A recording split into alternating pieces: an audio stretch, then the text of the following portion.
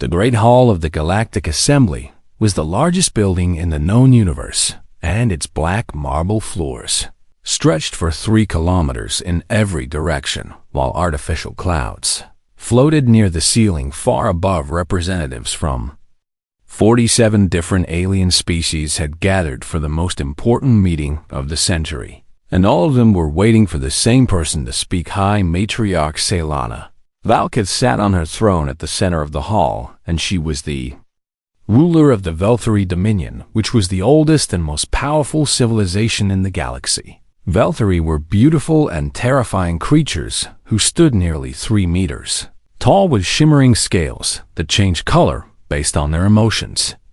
And they had 4 arms and eyes that could see in complete darkness. But their greatest gift was their genetic memory, which allowed them to remember everything their ancestors had experienced going back 10,000 generations, and this made them incredibly wise and incredibly arrogant. Selana had ruled her people for 800 years, and she had seen empires rise and fall like waves on an ocean, and she had never met any species that impressed her. Then the humans arrived.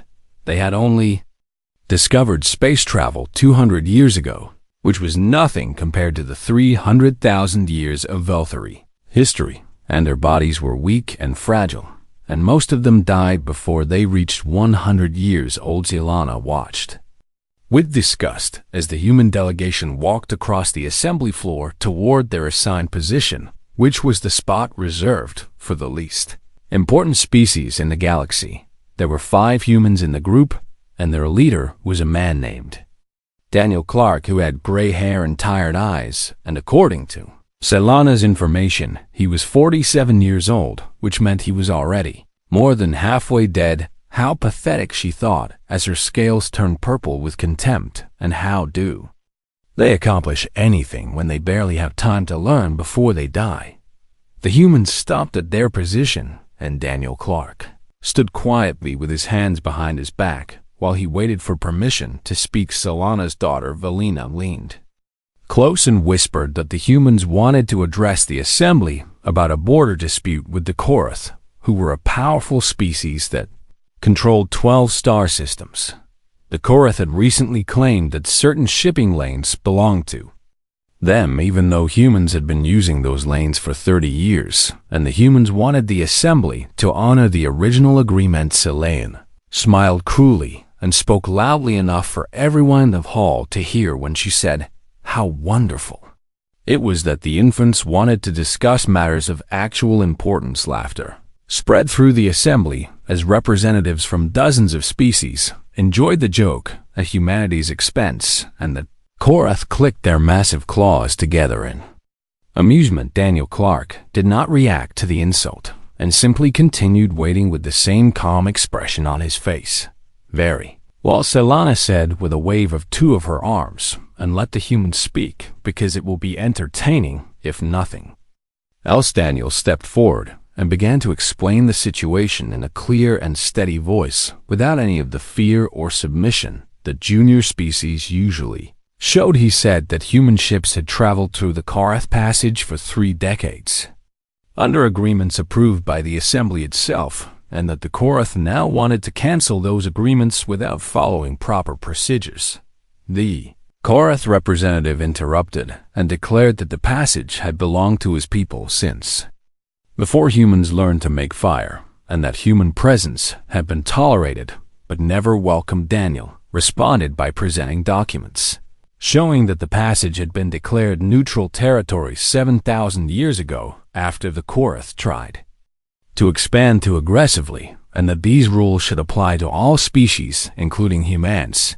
Felt her scale shift to an irritated orange, because the human was technically correct, but being correct meant nothing in the assembly where only power mattered. She rose from her throne and let her full height cast a shadow over the human delegation before she spoke. "You talk about ancient documents," she said, "but you do not understand the weight of history, because the Korath were building starships when your ancestors were still learning to walk on 2 legs, and they have earned the right to change old agreements." She paused and then asked what humans had ever done to earn the right to speak in this hall, and what great achievements they had accomplished that would make anyone take them seriously.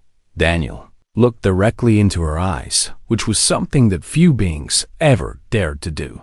And he said that humans had survived, which was their great achievement. He explained that every species in the room had been given gifts by the universe, such as long lives or superior bodies or ancient knowledge, but humans had been given nothing except curiosity and stubbornness. And yet he said, "Here we stand in the same hall as you." Asking only for fairness, Solana laughed coldly and repeated the word fairness as if it were a joke before she explained how things really worked. She told Daniel that in the hierarchy of intelligent life, humans occupied the lowest position and that they were children playing at civilization who borrowed technology they did not understand. She said that the Korath had every right to take back what belonged to them, and that if humans were crushed in the process, it would be nothing more than a small note in galactic history that no one would remember. The hall fell completely silent because Solana had just done something unprecedented by publicly declaring that humans had no rights worth protecting. Daniel stood motionless for several seconds before he slowly nodded his head. He said that he understood the Matriarch's position, and then he turned to the Falnger Korath representative and asked if this was really what they wanted, because it would mean war with humanity. The Korath clicked his mandibles and said that they did not fear humans. No, Daniel agreed quietly, and you probably should not, before he looked back at Solana and told her that history would remember this moment, and he hoped she would find the memory pleasant then. He turned and walked out of the hall with his delegation following behind him in silence. Solana settled back onto her throne, feeling satisfied with how the meeting had gone, because she had put the humans in their place and reminded everyone in the galaxy who held the real power. She believed that in 1,000 years, humans would be completely forgotten while the Valkyrie would still rule everything. But she did not know that one of the humans in that delegation had recorded every word she said, and that the same young woman would one day stand in this very hall under circumstances that Solana could never imagine. The young woman's name was Lisa Powell, and she was 23 years old, which meant she had barely begun to exist by Valkyrie standards, but by human standards, she had already begun to change everything, and the Matriarch, who mocked her species, would one day learn what it truly meant to underestimate humanity. 30 years passed like a single breath for Solana Valkith, because when you live for thousands of years, 3 decades feel like nothing at all. She spent most of that time expanding Valkyrie influence over the Assembly's courts and councils. While the Korath board dispute ended exactly as she expected when humans were forced to withdraw from the shipping lanes. Some human colonies failed because of the longer trade routes, and Solana did not bother to learn their names because they meant nothing to her. But she noticed with growing irritation that humans did not disappear as she had predicted. Instead, they adapted to their new circumstances in ways that surprised everyone. The longer journeys forced them to build faster ships, and within 20 years, their vessels could travel at speeds that matched the best Valkyrie technology. The failed colonies sent refugees to other human worlds, where they concentrated their populations and resources and created new inventions that no one had seen before. Humans were like water that found a way through any obstacle, and Solana began to wonder if she had underestimated them. Then the plague arrived. It started on Sethra, which was a moon where 3 million Valkyrie lived in beautiful dome cities, and the first signs were small things like scales losing their bright colors and people feeling tired all the time. But within weeks, those small signs became something terrifying, because the infected Valkyrie began losing their genetic memories, which was the foundation of everything they were. They forgot their ancestors, and they forgot their history, and they forgot the knowledge that had been passed down for 300,000 years. For the Valkyrie, this was worse than death, because without their memories, they were empty shells with nothing inside. The plague spread to 4 more worlds before it was contained, and containment meant abandoning millions of people to slowly lose everything that made them. Veltharitionists worked desperately to find a cure, but the plague was unlike anything they had ever seen because it did not kill cells, but instead erased information from their genetic code, as if someone was deleting files from a computer. Sayla was in her private chambers reviewing the latest reports of how many of her people had been lost when her security chief announced that someone wanted to see her. It was a human who claimed to have information about the plague. Selena's scales turned gray with suspicion because she could not imagine what a human could possibly know about Velthari biology, but she was desperate enough to try anything. The human who entered her chambers was a woman in her 50s with gray streaks in her dark hair and lines around her eyes that showed the weight of her short life. Her name was Lisa Powell, and she was a xenobiologist who had spent the last 20 years studying Velthari genetic memory. Selena told her to speak quickly because her time was limited in more ways than one, which was a cruel reminder that Lisa would be dead within a few decades. Lisa did not react to the insult and instead explained that she believed she understood what the plague was doing to Velthari people. She said that Velthari scientists were searching for a virus or bacteria or some outside force that was attacking their genetic code, but they would never find it because the plague was not coming from outside, it was coming from inside. Zelana rose from her seat and her scales flashed dangerous red as she demanded to know if Lisa was suggesting that Velthari biology was flawed. Lisa remained calm and said that the word was not flawed, but overwhelmed. She pulled out a small device and asked permission to show the Matriarch what she meant, and Selena agreed because she had no better options. A glowing image appeared in the air showing the complex structure of Velthari genetic memory, and Lisa began to explain. She said that the memory system was magnificent because it could store the experiences of ancestors across thousands of generations, but there was a limit to how much information any biological system could hold over the past few thousand years. The accumulated weight of Velthari memories had been approaching that limit, and the plague was not a disease, but a collapse. The genetic code was running out of space, and when it did, started deleting the oldest memories to make room for new ones. But the deletion process was not controlled, so it spread and erased more and more until nothing remains. Elena studied the diagram while her own scientist theories echoed in her mind because some of them had suggested something similar but dismissed it as impossible. Even if your analysis is correct, she said slowly, what can we do about it? Because we cannot stop creating memories, and we cannot abandon the genetic memory system. Lisa nodded and said that was true, but there was another option. Her team had developed a modification that would allow Velthari genetic code to hold 10 times more information than it currently could, and this would not be a permanent solution, but it would give them thousands of years to develop something better. Selena walked slowly around the human and studied her from every angle while her mind raced with questions. Why would you offer this to us? She asked. Because we have shown your people nothing but contempt, and we allowed the Karth to take your shipping lanes, and we have blocked human expansion. At every opportunity, Lisa met her gaze and said that she remembered standing in the assembly hall 30 years ago when she was a young woman, and she remembered every word Selena had spoken about humanity. She said that Ambassador Clark had told her afterward that holding grudges against immortals was a waste of a short life, and that the best revenge against those who dismiss you is to become indispensable to them. Selena asked if Lisa thought saving the Velthari would make humans indispensable. Lisa shook her head and said that saving the Velthari was simply the right thing to do, and the revenge was just a bonus.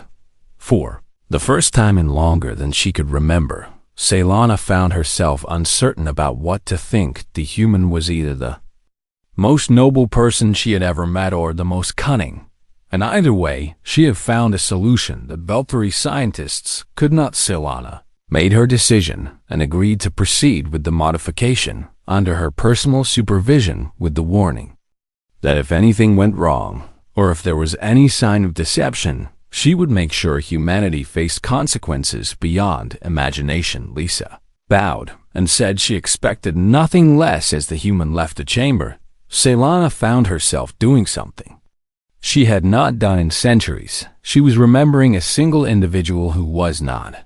Veltharish was remembering Lisa Powell and wondering what other surprises humanity might have waiting for her.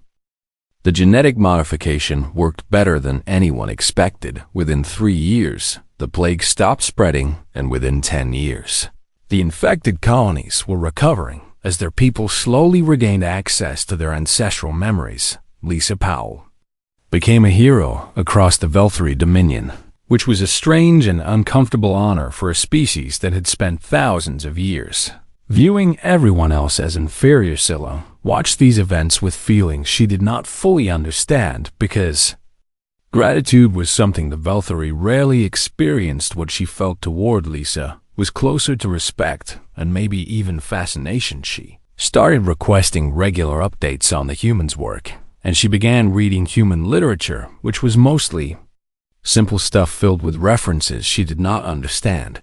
But sometimes the stories touched something real inside her. She studied human history and tried to understand how such a fragile species had accomplished so much in such a short time.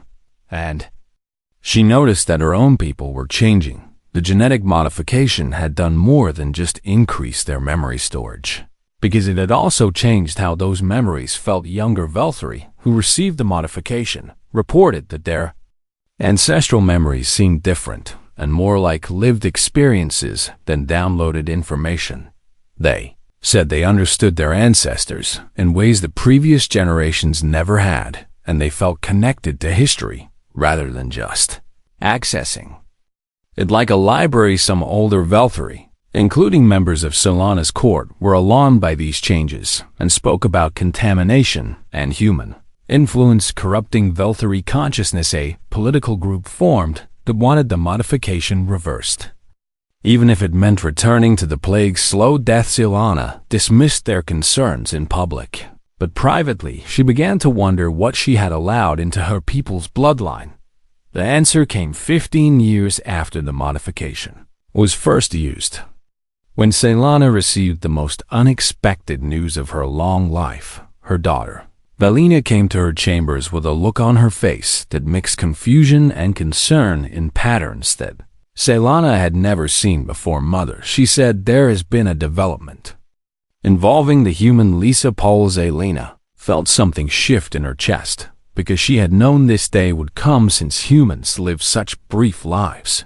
What has happened? She asked. Valina explained that Lisa was dying and that her illness had become too severe to treat. Selana felt a strange sadness that surprised her, because she had watched countless beings die over 800 years, and she did not understand why this one human mattered so much. But there was more. Before Lisa became too sick to work, she had made a request that no one had ever made before. She asked to contribute her memories to the Velthari genetic archive. The scales flashed through half a dozen colors in seconds as she tried to process what her daughter was telling her. That is impossible, she said, because the archive only accepts Velthari memories, and a human mind would not be compatible with our systems. Valet shook her head and explained that the modification Lisa designed had included a hidden feature that no one knew about. It was a compatibility protocol that allowed human memories to be integrated into the Velthari archive. Lisa had planned this from the very beginning. If her memories were added to the archive, then any Velthari who received the modification could access them, and they would understand humanity not as outsiders, but as people who carried human experience inside them. Vasilena sat in stunned silence as she realized what Lisa had done. This was the most subtle invasion imaginable, because it would change how future Velthari saw humans forever. But it was also the most generous gift anyone had ever offered her people. Does Lisa understand what she is asking? Selana said finally, because if her memories are integrated, they will be accessed by millions of Velthari across thousands of years, and her entire life will become part of our species. Valet said that Lisa understood completely, and that this was why she had created the modification in the first place. Lisa wanted to leave something behind that would matter. Ceylana stood and told her daughter to arrange transportation because she needed to see the human in person. The journey took 3 days, and Ceylana had not left her homeworld in decades, but she felt she had to make this trip herself. She needed to look into Lisa's eyes one more time and understand why. Lisa was lying in a bed at a human medical center, and the illness had taken most of her strength, leaving her thin and pale, but her eyes still held the same steady intelligence that had impressed Ceylana 30 years ago when they first met. "You came," Lisa whispered. "I had to," Ceylana replied, as she sat beside the bed in a way that would have shocked her entire court. "I had to ask you why you did any of this." Lisa smiled weakly and asked Ceylana if she remembered what she had said to Ambassador Clark all those years ago in the assembly hall. She said that Ceylana had called humans a footnote in history that would be forgotten. "I spent my life trying to prove you wrong," Lisa said. "By saving us," Ceylana asked. "By becoming part of you." Lisa replied. She explained that when she was gone, her memories would live on inside Valkyrie minds, and future generations would understand humans not as weak or temporary or insignificant, but as they truly were. They would feel what it was like to live a short life and still accomplish great things. They would understand why humans were stubborn and why they fought and why they never gave up, even when everything seemed impossible. "You called us children," Lisa said, "but children grow up, and when they do, they remember everything their parents taught them, both the good and the bad." Ceylana found that she could not speak because something was happening inside her that she did not recognize. It felt like grief, but that seemed impossible because she had lived for 800 years and watched countless beings die. Why should this one human matter more than all the others? But Lisa did matter, and somehow that was the most human thing of Ali. "Will authorize the integration," Ceylana said. When she could finally speak again, "Your memories will become part of our archive and future. Valkyrie will carry them forever." Lisa reached out and took Ceylana's hand, which was a gesture so intimate that the matriarch should have pulled away, but she did not. "Thank you," Lisa said. Lisa Powell died 3 days later. The integration of her memories was completed 6 months after the following extensive testing. Ceylana authorized the process personally and overruled every objection from every faction in her court. Then she did something that no High Matriarch had ever done before. She requested access to the integrated human memories. She wanted to understand what Lisa had given them. She wanted to know what it felt like to be human. Accessing Lisa Powell's memories changed Ceylana in ways she never expected. She had thought she would find a limited view of existence that was bounded by human mortality and ignorance. But what she discovered was something far more profound. She experienced a life lived with urgent intensity, where every single moment carried weight, precisely because there were so few of them. She felt Lisa's childhood on Earth running through green fields under a warm yellow sun, while somehow knowing deep inside that those summers would not last forever. She experienced her education and felt the desperate hunger to learn as much as possible before time ran out. She lived through Lisa's decision to become a scientist and understood the conviction that knowing other species was the key to humanity's survival. And she relived that day in the assembly hall when she herself had declared humans worthless. The memory was sharp and clear, and Ceylana felt the shame and anger and quiet determination that had formed in Lisa's heart as she watched the matriarch speak those cruel words. For the first time in 800 years, Ceylana truly understood the impact of her own actions from the perspective of someone who had been hurt by them. When she emerged from the memory access, she found herself crying, which was something she had not done since her own childhood, thousands of years ago. Her scales cycled through colors that she had not displayed in centuries, and her attendants watched in confused alarm because they had no idea what was happening. "Leave me," she ordered, and they fled alone in her chambers. Ceylana began to think about everything she had believed, The Velthari had ruled the galaxy for so long that they had forgotten how to grow. Their genetic memory, which had once been a gift, had become a prison because they simply repeated the patterns of their ancestors over and over again. They made the same decisions for the same reasons across endless generations, and they had confused being old with being wise. Humans were completely different there. Short lives forced them to question everything and challenge assumptions and fight against their limitations. Every new generation started fresh without the weight of ancestral expectations, and they could imagine futures that longer-lived species could never dream of. Lisa had understood this truth. She had designed her modification not just to save the Velthari from the plague, but to save them from themselves.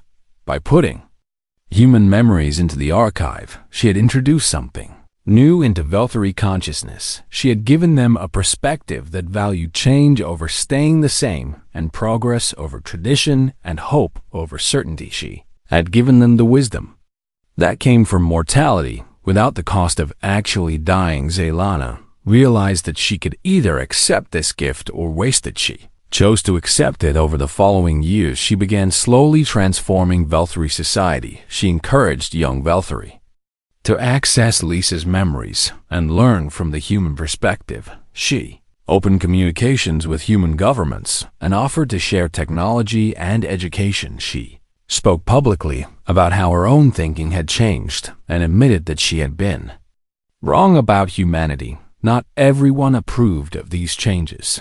The traditionalist faction grew stronger and accused Zelana of betraying Velthari heritage.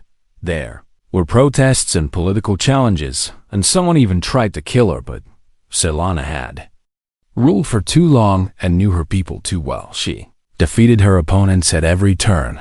The real turning point came 50 years after Lisa's death, when Zelana's youngest daughter, Kalina, reached adulthood. Kalina had been born after the modification was created, and she had grown up with access to both Velthari and human memories. Her mind had been shaped by perspectives that no previous Velthari had ever known, and when she spoke, her words carried a strange wisdom that made older Velthari nervous and younger ones curious. One evening, Kalina came to her mother and said she had been thinking about the future. Zelana asked what she meant. Kalina explained that the modification had stabilized their memory system, but it had not solved the real problem. Eventually, even with the new compression ability, they would reach capacity again, and something like the plague would return. Zelana nodded slowly because she had known this truth for decades, but had not wanted to face it.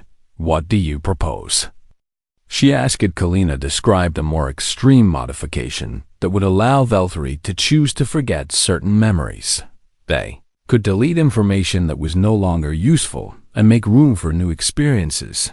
This would mean accepting that some of their history would be lost forever, but it would also free them from the burden of the past. "Your ancestors would truly die," Zelana said softly, "because their memories would fade completely." "Yes," Kalina agreed, "but is that not what happens to humans? They lose their ancestors to time, and yet they continue to grow and change and accomplish remarkable things. Perhaps letting go of memories is the price of real progress." Zelana considered her daughter's words carefully. 100 years ago, she would have rejected them immediately, but Lisa's memories had taught her something: that 3,000 years of life had not changed, was not the same as loss, and releasing the past could be an act of love rather than betrayal. "Develop your proposal," Zelana told Kalina, "and we will discuss it before the council." The debate that followed lasted for decades, as Zelana used every political skill she possessed to guide the new modification through opposition and compromise. When it was finally approved 60 years after Kalina first suggested it, Zelana was among the first to receive it. She chose to keep Lisa Powell's memories, even as she let millions of her own ancestors fade into peaceful oblivion. It seemed right somehow that the human who had changed everything would be remembered, while the Velthari who had built everything were allowed to rest. When the process was complete, Zelana found herself thinking not about what she had lost, but about what she might become for the first time in 800 years, the future felt truly open. She was no longer just the keeper of ancient traditions. She was something new, something that Lisa Powell had helped create, something human. 100 years after Lisa Powell died, Cylana Valkith stood once again in the Great Hall of the Galactic Assembly. The hall had changed dramatically since she had last addressed it. Human architectural ideas had been woven into the design, creating spaces that felt both ancient and alive, with energy representatives from over 100 spacefaring species now gathered there, which was twice as many as before, thanks to new contact procedures that Valkyrie and humans had developed together. And at the center of the hall, standing in a position of equal importance with the Valkyrie throne, was a human delegation. The current human ambassador was a woman named Catherine Bell, who was the great-granddaughter of Daniel Clark, the diplomat, who had faced Cylana's contempt 150 years ago. She was 43 years old, with sharp, intelligent eyes and a quick smile that reminded Cylana painfully of Lisa Powell, High Matriarch. Catherine said with a bow that showed respect without submission, "The United Earth Coalition thanks you for this opportunity to address the Assembly." Zella responded that thanks were not necessary because humans had earned their place in this hall and no longer needed to ask permission to speak. It was a simple statement, but its meaning rippled through the entire assembly, because everyone remembered that Cylana had once declared humans the lowest species in the galaxy. Now she was publicly accepting them as equals.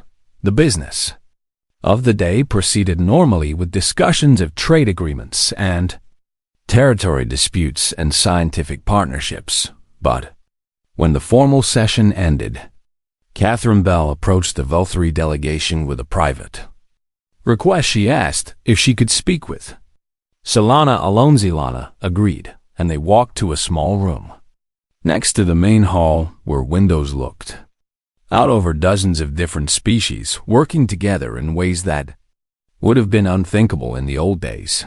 "What do you wish to discuss?" Cylana asked. Catherine hesitated and then pulled out a small device. She explained that she had been researching her family history and discovered that her great-grandmother had been a young woman in Daniel Clark's delegation when he confronted Cylana about the Karath dispute all those years ago. Cylana's scale shifted with surprise as she realized the truth. "You are descended from Lisa Powell," she said.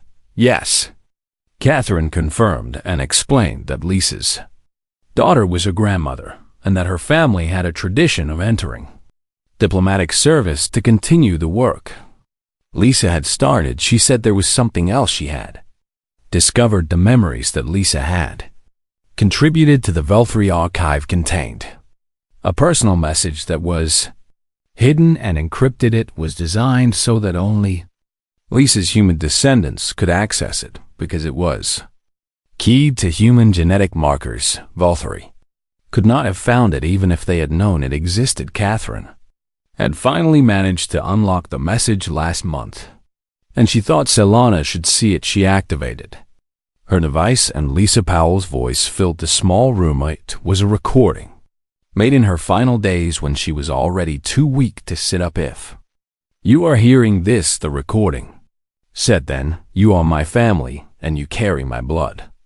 Just as the Valkyrie now carry my memories. I want you to know that I do not regret anything. When I was young, I watched the most powerful being in the galaxy dismiss my entire species as worthless. I could have spent my life hating her for that, but I chose a different path. I chose to prove her wrong by saving her people and making myself indispensable and becoming part of her bloodline in a way she never expected. Some might call this revenge, but it was not revenge. It was hope. I hoped that by giving the Valkyrie access to human perspective, I could change how they saw the universe. I hoped that by showing them what a short life looks like from the inside, I could help them understand why it matters to fight and strive, and refuse to accept limitations, and I hope that someday my descendants and theirs would stand together as equals. If you are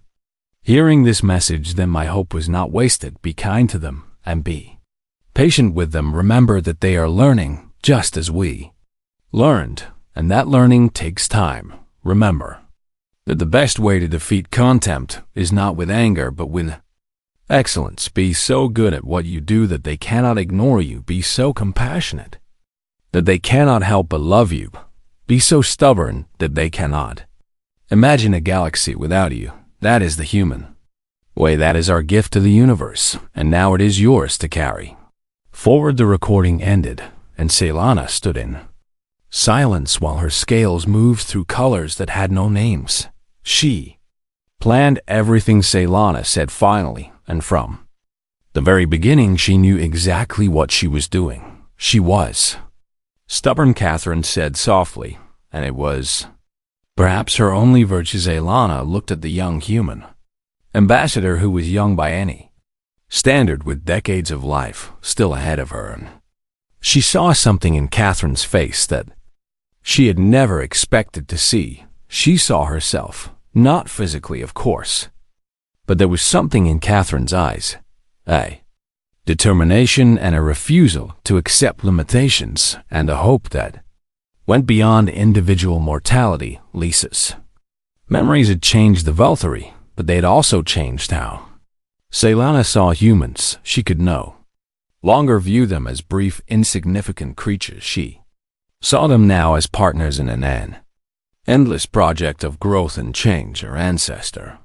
was the most remarkable person I have ever known, Selana said, and I have known many people over many centuries. Catherine smiled and said Lisa would be pleased to hear that Selana told her to use her first name because they had moved past formal titles. Then you should call me Kate, Catherine replied, because that is what my friends call me. Kate, Selana repeated, and the name felt strange and familiar at the same time. I would like to propose something that has never been done before, Selana continued. Kate asked what she meant. Selana explained that she was 900 years old and had ruled her people for longer than humanity had existed. She believed it was time to step down and make room for the new generation of Valerii, who had been born with human memories already part of their minds. But she did not want to simply disappear into retirement. She wanted to serve as ambassador to humanity. She wanted to learn about humans as they had learned about the Valkyrish. Wanted to spend whatever centuries she had left understanding the perspective that Lisa had given her people. She wanted to become a student after all these years of being a teacher. Kate stared at her for a long moment and then began to laugh with genuine delight. Lisa would have loved that, she said, because the great matriarch becoming a student of the species she once despised would have made her so happy. I never despised you, Selana corrected gently, because I simply did not understand you, and that was my failure, not yours. And now, Kate asked, now I am beginning to understand, Selana replied, and understanding is the first step toward wisdom. She reached out and took Kate's hand, just as she had once taken Lisa's hand. Will you teach me, Kate Bell, and will you help me become the person your ancestor believed I could be? Kate squeezed her hand gently. It would be my honor. Selana. Outside the window, representatives of 100 civilizations continued their work, building a future that none of them could fully imagine. Somewhere in that future, humans and Valkyrie would stand together, not as superiors and inferiors, and not as teachers and students, but as partners. Lisa Powell had seen that future. Even with her limited human eyes, she had reached across the vast distance between species and planted a seed that would grow for thousands of years. And Selana Valketh finally understood what it meant to be changed, not by force and not by conquest, and not by the slow gathering of power, but by a single human life lived with purpose and hope that had touched her immoral heart and made it Grow, this was humanity's gift to the galaxy. This was what the Matriarch had learned. This was what would never be forgotten.